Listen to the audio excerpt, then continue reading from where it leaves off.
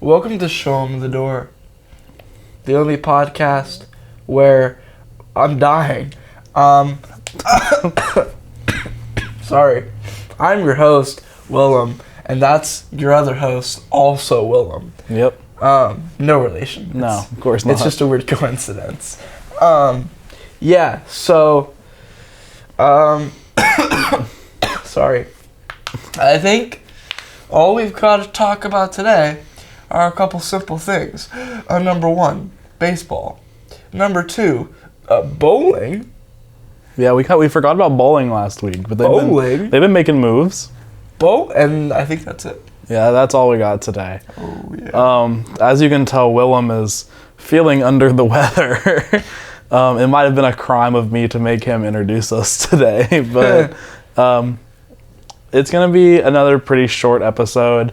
I'm formally calling this the Jack Bulger apology episode because I've been on him for like 4 weeks. You've what? I've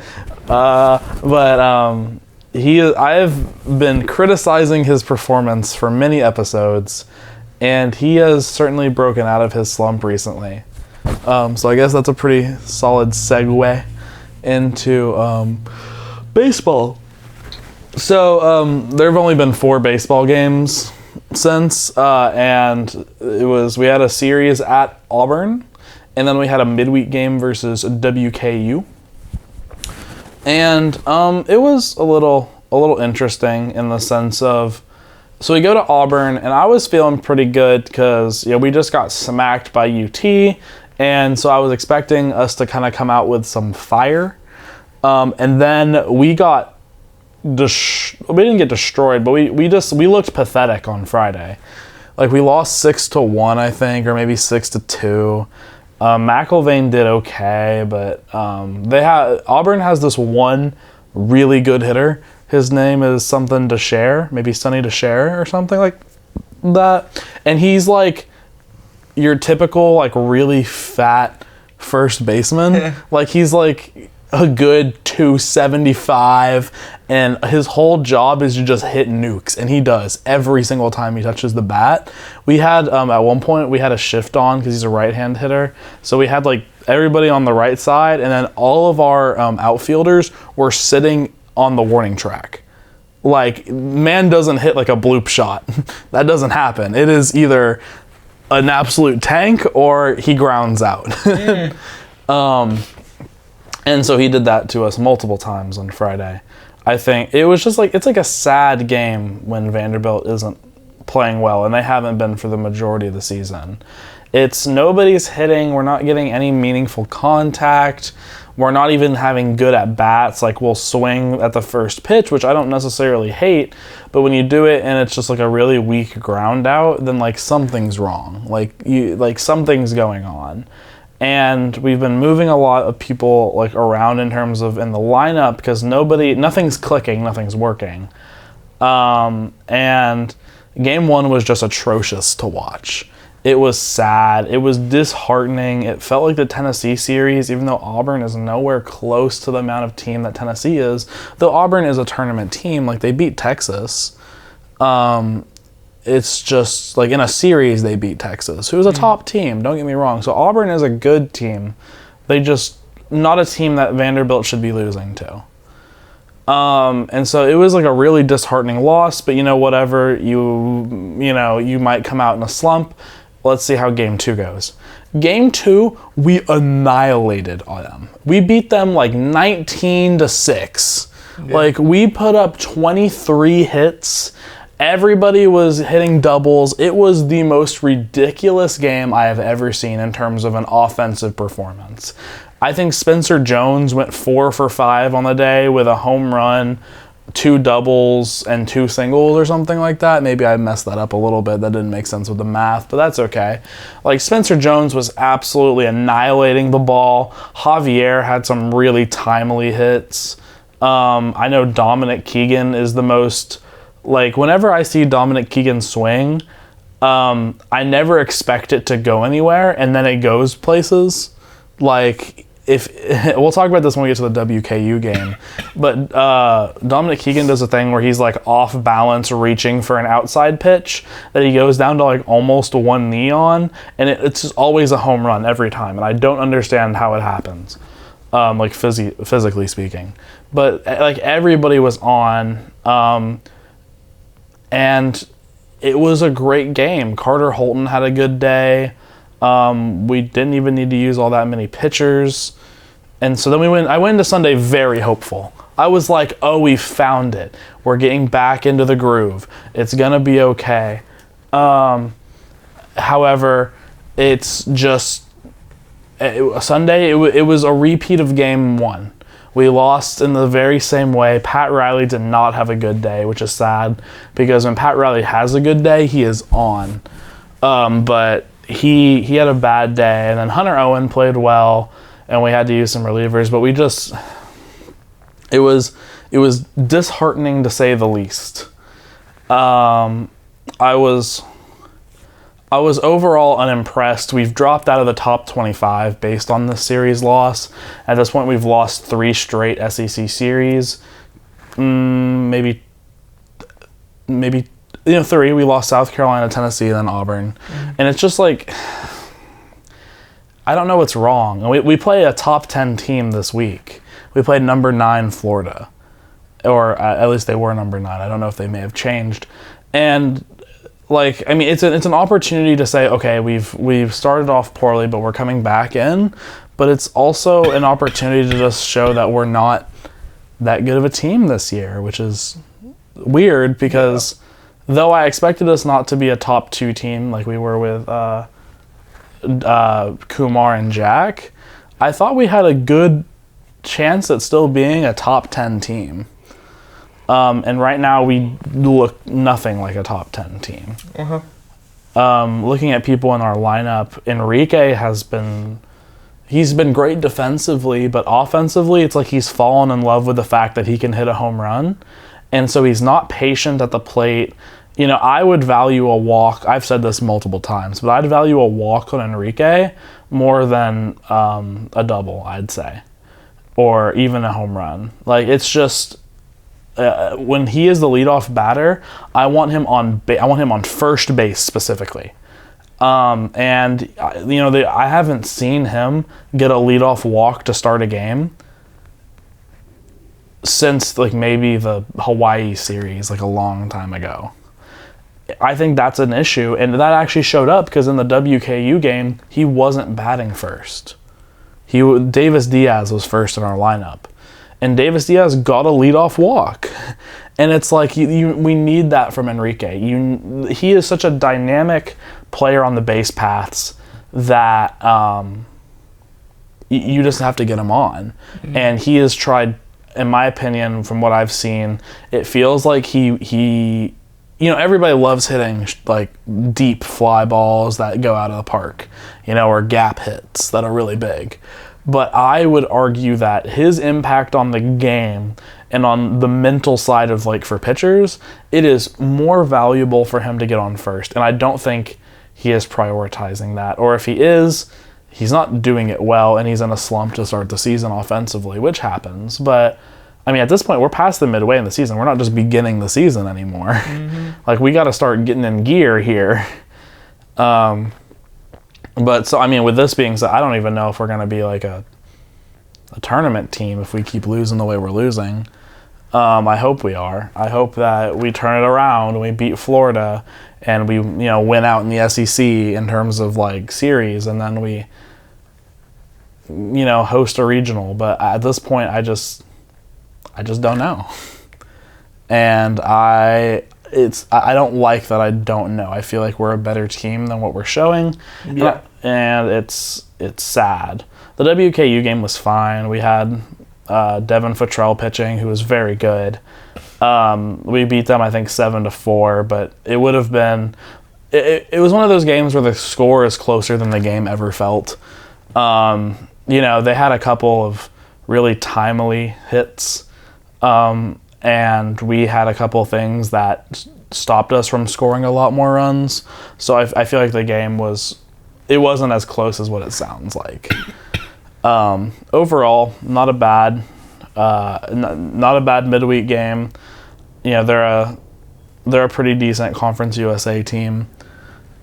So, I mean, hopefully we can come in and upset Florida at this point, though I don't know how much belief I really have in it. Yeah. That's pretty much all for baseball. The reason I was going through the lineup, I started with Enrique. Davis Diaz has been okay. I mean, he's been playing well at third. He's been hitting well. I have no complaints about Diaz. I have no complaints about Spencer. No complaints about Dom.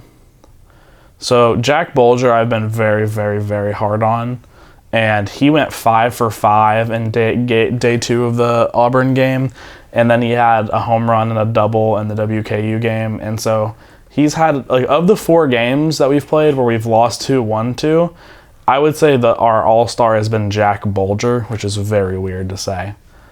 And then we get into people that I'm like, they've been a little up and down, like. You know, Tate played on the midweek game, but he didn't play in the Auburn series. Jonathan Vastine did, and Vastine actually played well, I'll say. He needs some more development. He's obviously a very young player, but he's played well. Carter has been in the worst slump offensively I've ever seen. But against the WKU, he did hit a home run, and then on his next at-bat, got a home run robbed. So, I mean, hopefully he's broken out of it, but it was against Conference USA pitching, so I really don't know. Did he get another home run right after that? It was a home run, and then the next one was robbed, and then no, he didn't hit another home run after that. I had 2. Nope. Okay. Who had 2? I don't think anybody had 2 in that game. Sure? Yeah. Wow. Okay. I know Dom had 1. I know Jack Bulger had 1. But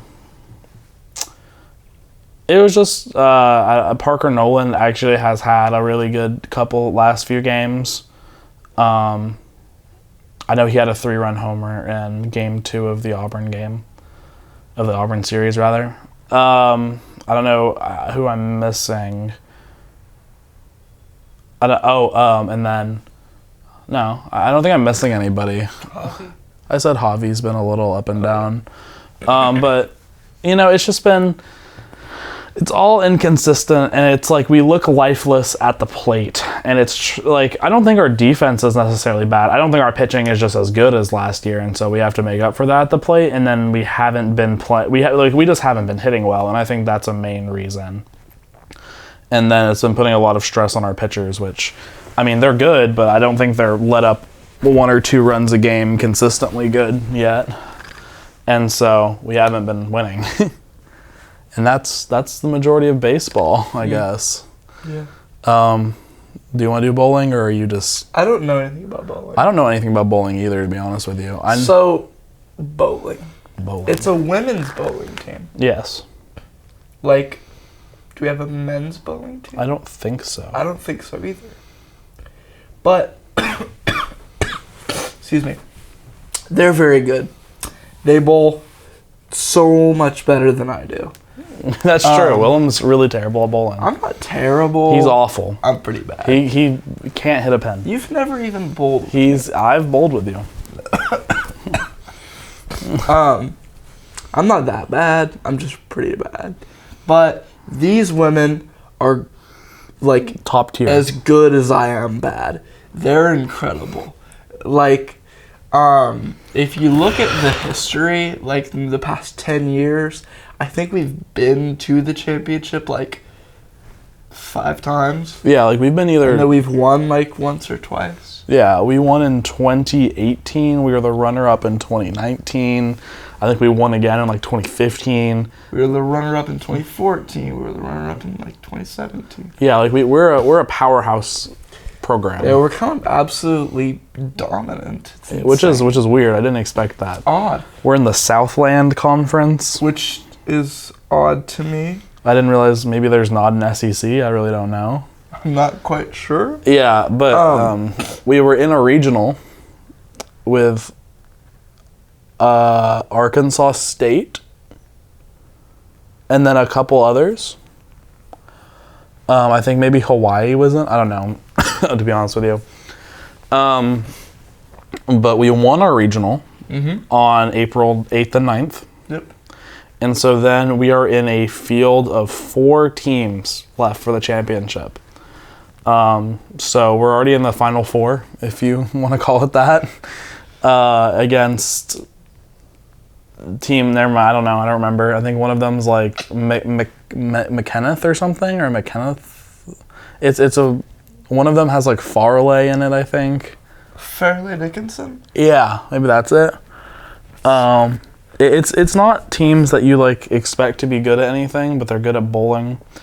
And that takes place tomorrow and the next day. So by the next time you hear our Show 'Em The Dore, we might be the 2022 bowling champions, which is great for those girls. We're very proud of them and we wish them the best of luck. So it's number 1 McKendree playing Stephen F. Austin. And number 3 Vanderbilt versus Fairleigh Dickinson. So we play Fairleigh Dickinson tomorrow. Friday. Yeah. Yes.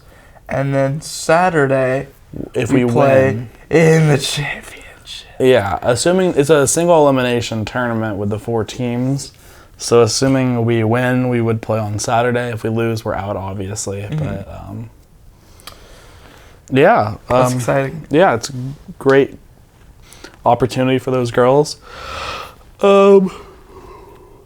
It's in Columbus, Ohio.